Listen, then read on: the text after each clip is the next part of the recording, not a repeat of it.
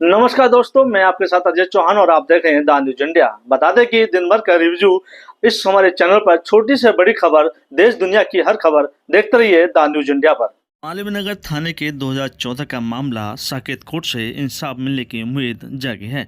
बता दें कि वहां पर भानु प्रताप सिंह मजिस्ट्रेट हैं जिनकी अगुवाई में ये केस चल रहा है। उनकी तरफ से एक आश्वासन एक पीड़ित को मिला है कि उनके साथ जो 2014 में हुआ था उसका कहीं ना कहीं उनको इंसाफ मिलेगा। बता दें वहीं SHO Vijay Kumar Singh Chandel, SI Mahesh, head constable Kuldeep और विजय कुमार पर एक नोटिस जारी किया गया है। उन्होंने 2014 में राजवीर सिंह के नाम पर एक तरीके से टॉर्चर किया था, जो कि मामूली झगड़े में उनको 3rd डिग्री दी गई थी, जिसमें उनके शरीर में काफ़ी चोटें आई थी।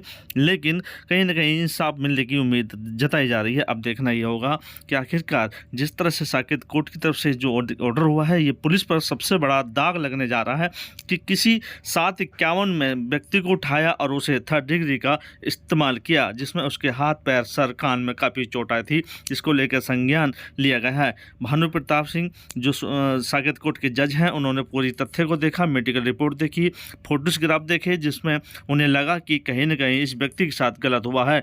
तो इसको लेकर के उन्होंने एक कोर्ट में पिटीशन डाली है और अगली सुनवाई में इन सभी को हाजिर होने की बात कही है। वहीं वकील साहब ने कहा है कि अब ट्रायल चलेगा और इंसाफ जरूर मिलेगा, क्योंकि काफी समय बीत चुका है और आज उम्मीद है कि उन्हें भी ये इंसाफ दिया जा सके। दिल्ली से अजय चौहान की खास रिपोर्ट।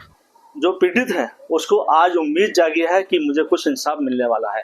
यानी कि पुलिस की मार काफी खतरनाक होती है और पुलिस कहीं ना कहीं कुछ तो अपना बदला लेती है और कुछ अलग सिस्टम से काम करती है। लेकिन सवाल यह है कि पुलिस को किसने अधिकार दिया इस तरह से 751 में पिटाई करने का। और जिस तरह से पिक्चर सामने आई है उससे तो यही दर्शाया जाता कि बहुत बड़ा क्रिमिनल है कोई, जिस तरह से पुलिस इस्तेमाल कर रही थी। लेकिन सवाल ये है कि आज वो उम्मीद जागी है और हम वकील साहब का बैठे हैं जो इनका मुकदमा लड़ रहे हैं, सीनियर एडवोकेट हैं, उन्हीं से सीधे हम बात करेंगे कि वकील साहब 2014 से लेके और अभी तक का जो मामला था आया वो 11 साल हो गए उस व्यक्ति को संघर्ष करते हुए। आज उम्मीद है आपसे, कानून से, कि उन दोषी पुलिस वालों को सजा कब मिलेगी। 24-25 जून 2014 को रात के 12:30 बजे कुछ पुलिस अफसर, जिसमें SHO Malviya Nagar Vijay Singh Chandel, SI Mahesh Bhargava, head constable Kuldeep और कांस्टेबल विजय के साथ 4-5 और पुलिस वाले थे, सारे इकट्ठे होके राजवीर सिंह सन ऑफ उमेद सिंह के घर में घुस गए और उसके साथ मारपीट की, सारे घर पे तोड़फोड़ की और मारते पीटते उसे थाने ले गए, जिसको थाने में ले जाके बहुत ज़्यादा मारा पीटा और उसे झूठा 107-51 में बंद कर दिया। प्रॉपर उसका मेडिकल नहीं कराया।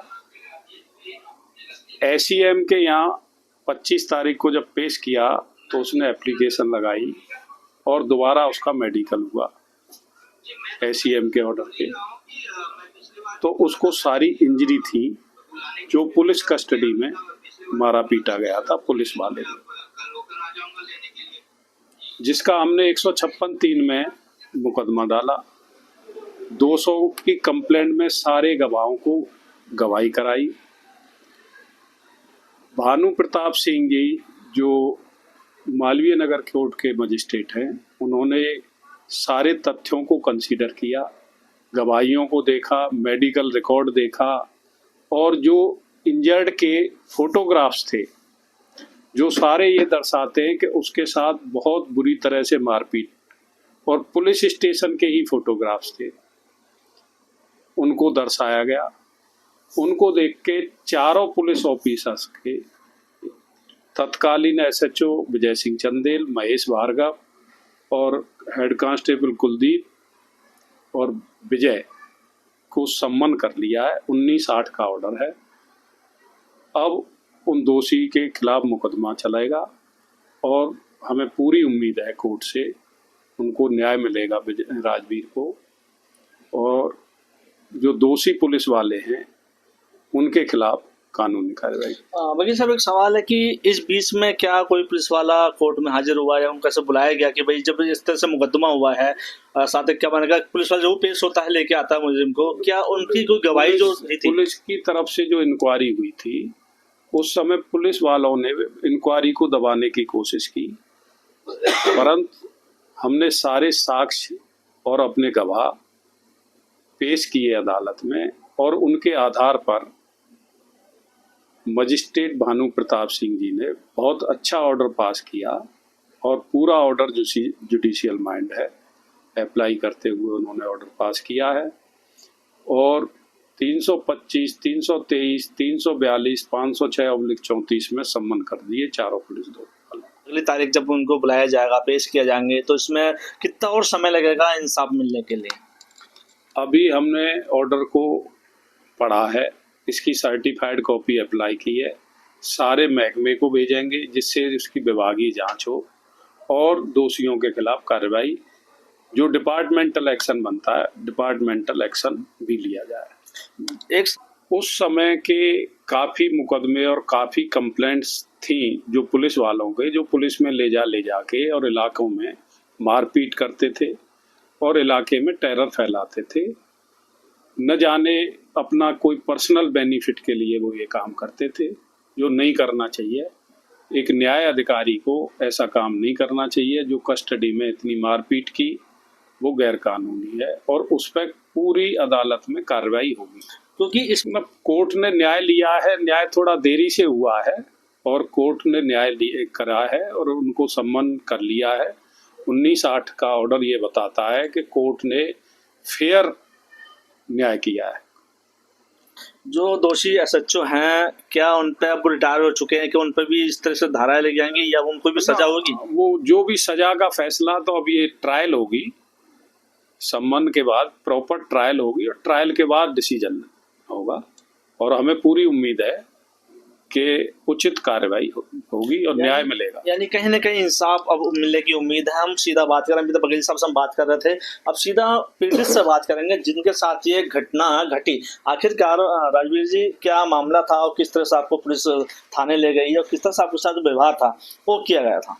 मुझे नहीं, मैं मार्केट कहीं गया हुआ था, बाहर था, वहाँ पे मेरा चाचा का लड़का था, एक लड़का था पवन, वो काम करता वो था, एक मेरा भांजा था। वहाँ फोटो भी है, समय भी है, 5/6/2014। यानी टॉर्चर पुलिस का रवैया सामने आता है। ये कोई नया मामला नहीं है, इससे पहले भी ऐसे बहुत मामले थे। क्या मन में, क्या इस तरह से किसी को टॉर्चर किया जा सकता है? कान, सर, सब पैर सब तोड़ चुके हैं, लेकिन अब उनको उम्मीद है, मुकदमा चल रहा है, एक रिटायर है, बाकी ऑन ड्यूटी है, क्या उन पर कार्रवाई होगी? क्योंकि पुलिस एक की जिम्मेदारी होती है क्षेत्र की रक्षा करना, और क्षेत्र के कोई क्राइम होता है, कोई चीज होता है तो उस पर सवाल बनता है, उनकी ड्यूटी दी जाती है कि आखिरकार जो माहौल है वो बना रहे। लेकिन जिस तरह से इनके साथ जो व्यवहार किया गया वो कहीं ना कहीं दर्शाता है कि पुलिस अपनी वर्दी का कितना बड़ा इस्तेमाल करती है।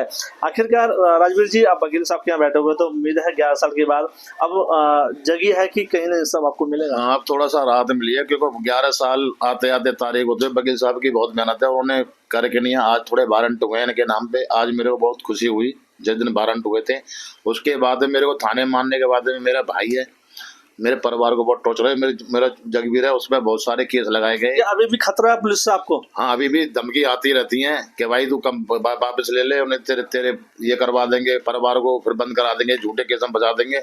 जगवीर के खिलाफ उसने इतने झूठे केस लगाए, बीसी बनाए मेरे भाई को, मेरे को ही बनाने की कोशिश करी पर बना नहीं था, तो इसलिए मतलब बहुत ज्यादा, मतलब उन लोगों ने हमारे साथ बहुत ज्यादा अत्याचार करा, हर तरीका से मजबूर कर दिया। तो फिर मैंने कोर्ट का सहारा लिया, कोर्ट में केस डलवाया, तब से लेके आज तक।